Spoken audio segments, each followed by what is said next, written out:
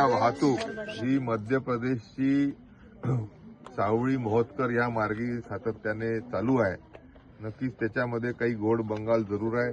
ते रॉयल्टी वाचून राहिले, ते ओव्हरलोड चालून राहिले, ते सोबतच टोल हा देखील वाचवण्याचा अवैधरित्या प्रयत्न करून राहिले आणि त्या माध्यमातून ग्रामीण रस्ते हे खराब करण्याचं काम हे गिरोह करून राहिले. या गिरोहचा पर्दाफाश करण्यासाठी आम्ही पोलीस विभागाला अधिकाऱ्यांना सांगितलं आहे. ज्या पद्धतीने सडलेली सुपारी ह्या मार्गाने वाहतूक होते आहे, सोबतच तंबाखू देखील त्याच्यामध्ये असण्याचा संशय आम्हाला आहे.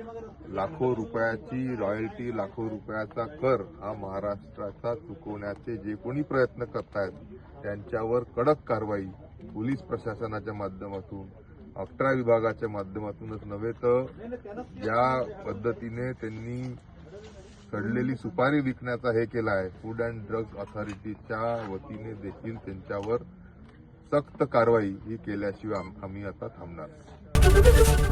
एबीपी माझा, उघडा डोळे बघा नीट.